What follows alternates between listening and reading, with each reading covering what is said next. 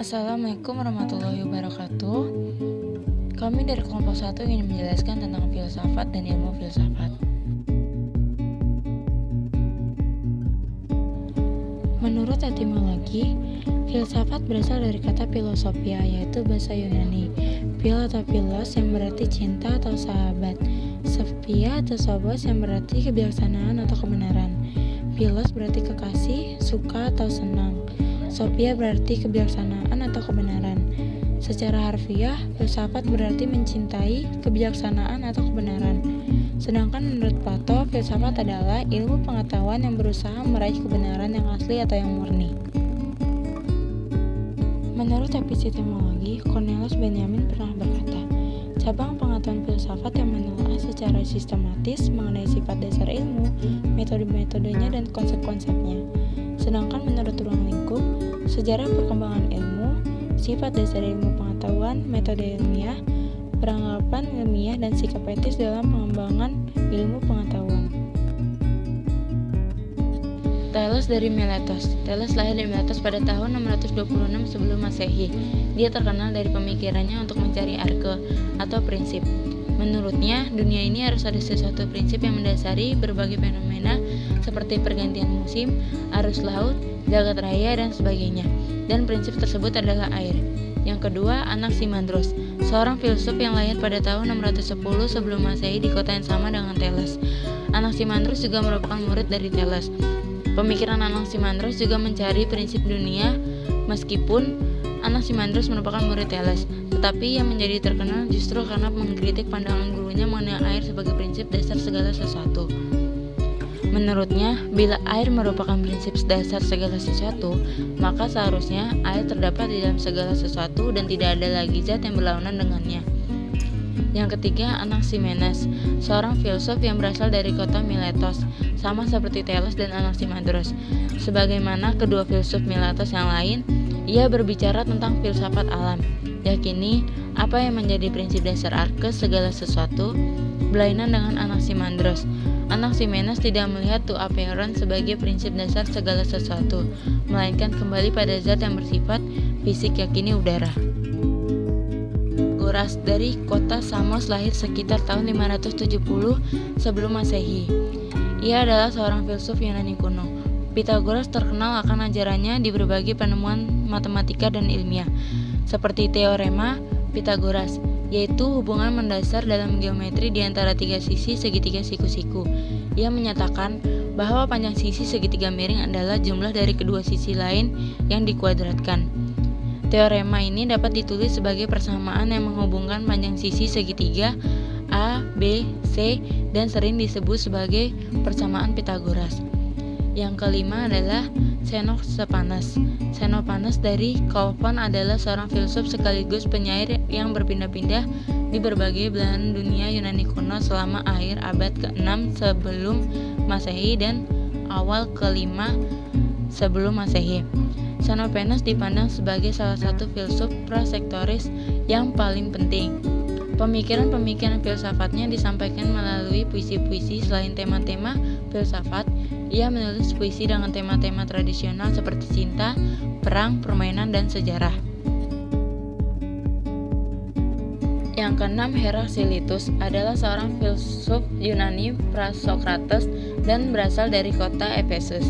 Dulu bagian dari Kekaisaran Persia dan sekarang menjadi bagian dari Turki modern. Dia terkenal karena pendapatnya bahwa dunia jasmani terus-menerus dalam keadaan perubahan. Sesuai perkataannya, Panta rei kai uden menei, yang berarti segalanya mengalir dan tidak ada satupun yang tetap. Ia menggambarkan keadaan dunia ini seperti aliran sungai. Selain itu, ia juga menggambarkan dunia ini seperti api yang selalu berubah dan menghabiskan bahan bakar. Dan tidak ada sesuatu pun yang benar-benar ada, semuanya menjadi. Yang ketujuh, Parmenides. Parmenides dari Elea yang aktif di sekitar awal abad 5 sebelum Masehi. Ia adalah pendiri sekolah filsafat Eleatik. Ia menulis pemikiran filsafatnya dalam bentuk puisi dan masih bisa kita lihat sampai zaman sekarang. Karya tunggal yang diketahui oleh Parmenides adalah sebuah puisi berjudul On Nature yang berisi argumen dalam sejarah filsafat barat. Pribadi manusia sebagai jiwa dan raga mempunyai kebutuhan dan kepentingan masing-masing. Kedudukan manusia sebagai makhluk individu dan sosial juga menuntut kebutuhan dan kepentingan sendiri-sendiri. Semestinya, manusia sadar pada keberadaan dirinya sebagai makhluk Tuhan dan makhluk sosial. Dengan demikian, pemikiran senantiasa dipertimbangkan nilai-nilai minimalnya, sehingga mampu meluruskan pembelokan pemikiran yang fungsional, pragmatis tersebut. Dengan kesadaran penuh yang dimiliki manusia, ia selalu mempertimbangkan nilai-nilai yang baik dan buruk bagi dirinya. Objek material filsafat terbagi atas 3 bagian, yaitu ada dalam alam empiris, ada dalam pikiran, dan ada dalam kemungkinan. Sedangkan objek formal filsafat adalah sudut pandang yang menyeluruh, radikal, dan rasional tentang segala yang ada.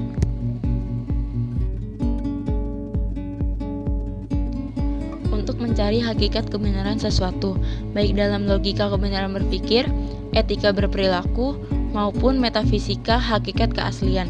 Oleh karena itu, dengan berfilsafat, seseorang akan lebih menjadi manusia karena terus melakukan perenungan akan menganalisa hakikat jasmani dan hakikat rohani manusia dalam kehidupan di dunia agar bertindak bijaksana.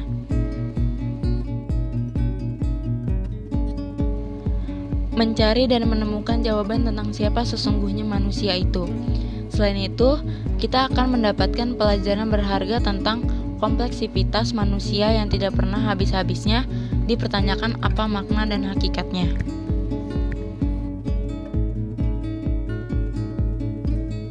Sebagai alat untuk mencari suatu kebenaran dari segala sesuatu yang ada, dan arah filsafat yaitu sangat erat hubungannya atau kaitannya dengan konsep tentang manusia.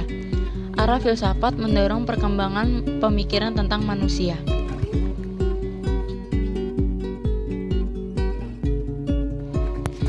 Terima kasih. Wassalamualaikum warahmatullahi wabarakatuh. Sampai jumpa di video selanjutnya, guys. Kedua filsuf Miletus yang lain, ia berbicara tentang filsafat alam. Yakini apa yang menjadi prinsip dasar arkes segala sesuatu, berlainan dengan Anaximandros. Anaximenes tidak melihat to appearance sebagai prinsip dasar segala sesuatu, melainkan kembali pada zat yang bersifat fisik yakini udara. Pitagoras dari kota Samos lahir sekitar tahun 570 sebelum Masehi. Ia adalah seorang filsuf Yunani kuno. Pitagoras terkenal akan ajarannya di berbagai penemuan matematika dan ilmiah, seperti teorema Pitagoras, yaitu hubungan mendasar dalam geometri di antara tiga sisi segitiga siku-siku. Ia menyatakan bahwa panjang sisi segitiga miring adalah jumlah dari kedua sisi lain yang dikuadratkan. Teorema ini dapat ditulis sebagai persamaan yang menghubungkan panjang sisi segitiga A, B, C, dan sering disebut sebagai persamaan Pitagoras. Yang kelima adalah Xenophanes. Xenophanes dari Kolfon adalah seorang filsuf sekaligus penyair yang berpindah-pindah di berbagai belahan dunia Yunani kuno selama akhir abad ke-6 sebelum Masehi dan awal ke-5 sebelum Masehi. Xenophanes dipandang sebagai salah satu filsuf prasektoris yang paling penting. Pemikiran-pemikiran filsafatnya disampaikan melalui puisi-puisi. Selain tema-tema filsafat, ia menulis puisi dengan tema-tema tradisional seperti cinta, perang, permainan, dan sejarah. Yang keenam, Heraklitus adalah seorang filsuf Yunani pra-Sokrates dan berasal dari kota Efesus. Dulu bagian dari Kekaisaran Persia dan sekarang menjadi bagian dari Turki modern. Dia terkenal karena pendapatnya bahwa dunia jasmani terus-menerus dalam keadaan perubahan. Sesuai perkataannya, Panta rei kai uden menei, yang berarti segalanya mengalir dan tidak ada satupun yang tetap. Ia menggambarkan keadaan dunia ini seperti aliran sungai. Selain itu, ia juga menggambarkan dunia ini seperti api yang selalu berubah dan menghabiskan bahan bakar. Dan tidak ada sesuatu pun yang benar-benar ada, semuanya menjadi. Yang ketujuh, Parmenides.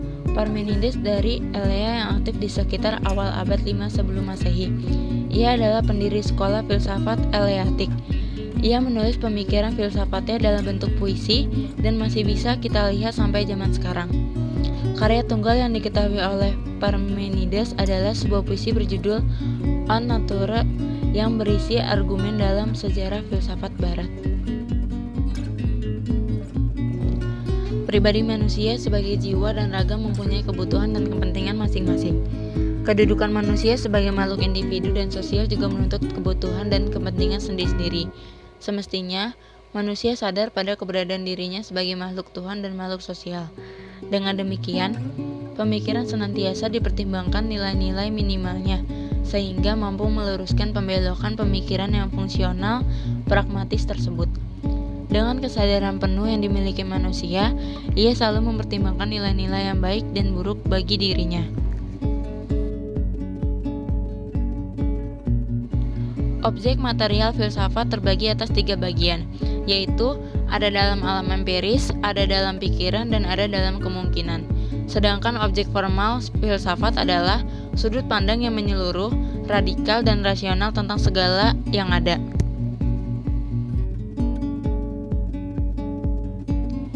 Untuk mencari hakikat kebenaran sesuatu, baik dalam logika kebenaran berpikir, etika berperilaku, maupun metafisika hakikat keaslian. Oleh karena itu, dengan berfilsafat, seseorang akan lebih menjadi manusia karena terus melakukan perenungan akan menganalisa hakikat jasmani dan hakikat rohani manusia dalam kehidupan di dunia agar bertindak bijaksana.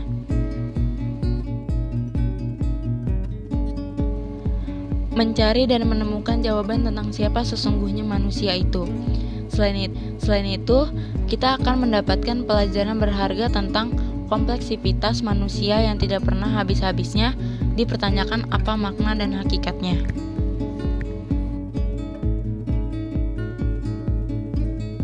Sebagai alat untuk mencari suatu kebenaran dari segala sesuatu yang ada, dan arah filsafat yaitu sangat erat hubungannya atau kaitannya dengan konsep tentang manusia.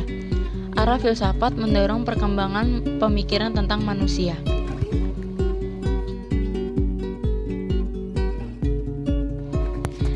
Terima kasih. Wassalamualaikum warahmatullahi wabarakatuh.